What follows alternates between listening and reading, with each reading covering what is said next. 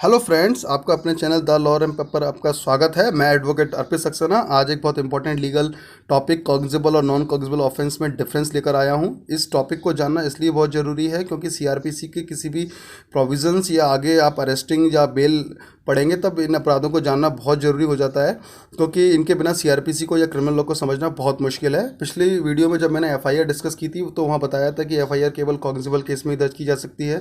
तब मैंने कहा था कि नॉन कॉग्निजेबल के लिए मैं स्पेशल एक अलग वीडियो लेकर आऊँगा, तो उसी की तर्ज पर मैं कि ये वीडियो लेकर आया हूँ। इस वीडियो का पीडीएफ फाइल मैं अपने टेलीग्राम ग्रुप पर अपलोड कर दूंगा, तो आप मेरे टेलीग्राम ग्रुप से जुड़कर मेरी डेली वीडियो का पीडीएफ फाइल ले सकते हैं ताकि आपको नोट्स मेकिंग में बहुत ईजी रहे आपके लिए। और एक बात और कि जो भी लॉ स्टूडेंट हैं वो जब भी मेरी वीडियो को देखें तो उसकी पीडीएफ फाइल को जरूर ध्यान से पढ़ें और उस पर अपने सेपरेट नोट्स भी तैयार कर सकते हैं। अब let's start with the cognizable and non cognizable offence में डिफरेंस। कॉग्निजेबल और नॉन कॉग्निजेबल ऑफेंस की पहली बात कि ये लिस्ट कहाँ दी हुई है, ये कहाँ पर इसकी लिस्ट है। तो इसकी लिस्ट सीआरपीसी के बैक में आपको जाना पड़ेगा, वहाँ फर्स्ट शेड्यूल में दी हुई है। वो आईपीसी के ऑफेंसेस के रिगार्डिंग है, यानी कि आईपीसी के वे सारे अपराध जो आईपीसी में डिफाइन हैं, वे कौन सा अपराध कॉग्निजेबल होगा और कौन सा नॉन कॉग्निजेबल, इसके बारे में फर्स्ट शेड्यूल में लिस्ट दी हुई है सीआरपीसी में। पर ये जो लिस्ट है वो आईपीसी के ऑफेंसेस के लिए है, आईपीसी से दूसरे अपराधों के लिए ये लिस्ट नहीं है। तो इसके लिए कैसे पता लगाएंगे कि कौन सा अपराध कॉग्निजेबल या नॉन कॉग्निजेबल है। इसके लिए भी सीआरपीसी के बैक में जो शेड्यूल दी हुई है उसमें बताया हुआ है कि for offences other than IPC, उनके लिए ये है कि कोई भी ऐसा अपराध जो 3 साल से कम की सज़ा से पनिशेबल है वह अपराध नॉन कॉग्निजेबल होगा, बेलेबल होगा, ट्रायल बाय एनी मजिस्ट्रेट होगा। यानी कि आईपीसी से अलग कोई दूसरा अपराध किसी दूसरे कानून में अगर डिफाइन किया हुआ है उसके लिए ये है।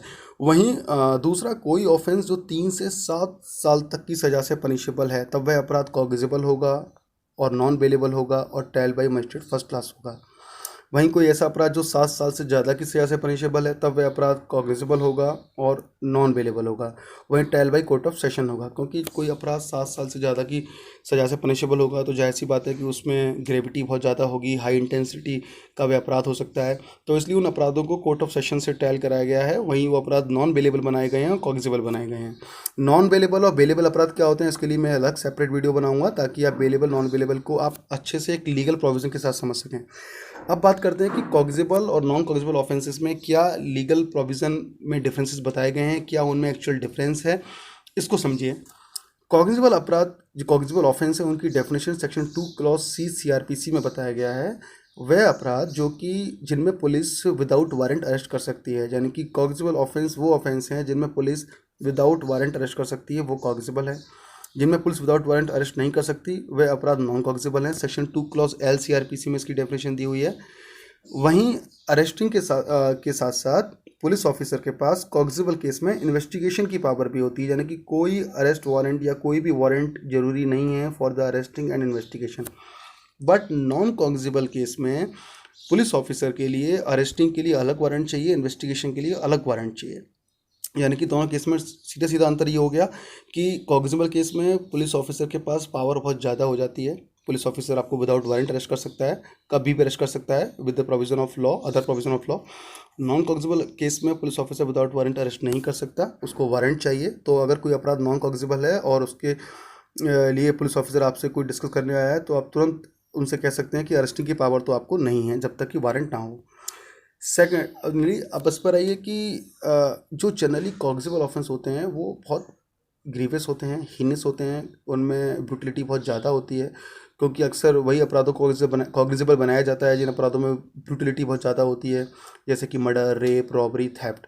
और जनरली वो अपराध जिनमें बहुत ज़्यादा ग्रेविटी नहीं होती है, बहुत ज़्यादा इंटेंसिटी नहीं होती है, उन अपराधों को नॉन कॉग्निजेबल बनाया जाता है। जनरली काफ़ी सारे अपराध हैं आईपीसी में, पर एक एग्जांपल के तौर पर चैप्टर 20 आईपीसी दे सकते हैं जिसमें ऑफेंस रिलेटिंग टू मैरिज है। उन अपराधों को नॉन कॉग्निजेबल बनाया गया है ताकि पुलिस ऑफिसर का डायरेक्ट इंट्रूजन ना हो, फैमिलियाँ ख़राब ना हों, पुलिस ऑफिसर या पुलिस का डर दिखाकर फैमिलियों को बर्बाद होने से रोका जा सके।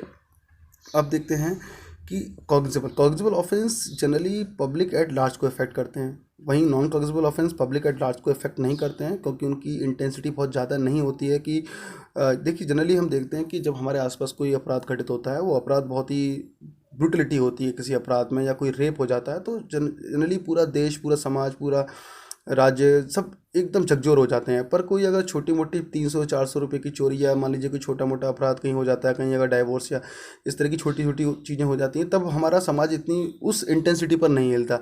इसलिए कुछ ऐसे अपराध होते हैं जिनमें इतना लगता है कि पब्लिक एट लार्ज इफेक्ट नहीं होगी, तो उन अपराधों को नॉन कॉग्निजेबल बना दिया जाता है और उनमें पुलिस को डायरेक्ट अरेस्टिंग की पावर नहीं दी जाती है, कि क्योंकि वहाँ अरेस्टिंग की जरूरत नहीं होती है। अब उसके बाद कॉग्निजेबल केसेस में एफआईआर रजिस्टर होती है। ये हमने एफआईआर का जब अपना पिछला वीडियो देखा था तो वहाँ मैंने बताया था कि एफआईआर कहाँ दर्ज होती है। सेक्शन 154 क्लॉज फर्स्ट में officer in charge of police station केवल कॉग्निजेबल केस में एफआईआर दर्ज कर सकते हैं। नॉन कॉग्निजेबल में एफआईआर दर्ज करने की पावर उनको नहीं है। तो उसके लिए आप मेरा पिछला वीडियो देख सकते हैं, जिसमें मैंने एफआईआर, जीरो एफआईआर पर पूरी तरह से एक्सप्लेन किया हुआ है with important case law, with important section of CrPC. तो एफआईआर के लिए एक बात सही है कि कॉग्निजेबल केस में दर्ज होगी। यहाँ पर क्या होगा नॉन कॉग्निजेबल केस में, यहाँ पर एनसीआर दर्ज होगी, यानी कि नॉन कॉग्निजेबल रिपोर्ट। यानी कि अगर नॉन कॉग्निजेबल केस में अगर आप पुलिस ऑफिसर के पास जाते हैं, तब वे क्या करेंगे, तब वे एफआईआर दर्ज नहीं करेंगे, वो एनसीआर दर्ज करेंगे और उसके बाद आपसे कहेंगे कि आप मजिस्ट्रेट के पास जाइए, उनसे सेक्शन 155 क्लॉज 2 सीआरपीसी में ऑर्डर लेकर आइए। तब वो इन्वेस्टिगेशन करेंगे। तब इन्वेस्टिगेशन के जब वो कर लेंगे, उसके बाद अगर उनको लगता है कि अरेस्टिंग करने की ज़रूरत है, तब वे अरेस्ट वारंट के लिए फिर मूव करेंगे जुडिशियल मजिस्ट्रेट के पास। यानी कि यहाँ पर पावर कम होती है नॉन कॉग्निजेबल केस में। कॉग्निजेबल केस में यहाँ पर किसी भी तरह का वारंट की ज़रूरत नहीं होती है। Police officer without warrant arrest कर सकते हैं, विदाउट वारंट इन्वेस्टिगेशन कर सकते हैं। यहाँ पर पुलिस को बहुत ज़्यादा पावर दी गई है कॉग्निजेबल ऑफेंस में। नॉन कॉग्निजेबल ऑफेंस के बीच में ये हमने पूरा डिफरेंस पढ़ा। इस डिफरेंस में आप जनरली अगर आपसे कोई एक बात एक लाइन में पूछे, तो आप कह सकते हैं कि इन ऑफेंसेस के बीच में एक सबसे बड़ा डिफरेंस ये होता है कि कॉग्निजेबल ऑफेंस अक्सर सीरियस ऑफेंसेस होते हैं, non cognizable offences serious offence नहीं होते, मतलब बहुत ज़्यादा उनमें ग्रेविटी नहीं होती। दूसरा, यह पुलिस के पास विदाउट कॉग्निजेबल केस में पुलिस के पास विदाउट वारंट अरेस्ट करने की, विदाउट वारंट इन्वेस्टिगेशन करने की पावर है। नॉन कॉग्निजेबल में विदाउट वारंट अरेस्टिंग की और इन्वेस्टिगेशन की पावर यहाँ नहीं है। तो ये कॉग्निजेबल नॉन कॉग्निजेबल ऑफेंस के बीच में डिफरेंस ये आपने अच्छे से पढ़ लिया, समझ लिया। मुझे उम्मीद है कि आपको ये वीडियो अच्छी लगी होगी। इसके लिए आप वीडियो को लाइक करें, शेयर करें, सब्सक्राइब करें। मेरा पीडीएफ जो इस वीडियो का होगा वो मेरे टेलीग्राम ग्रुप से आपको मिल जाएगा और मैं उम्मीद करता हूँ कि आपको ये वीडियो पसंद आई। थैंक यू, नमस्कार, जय हिंद।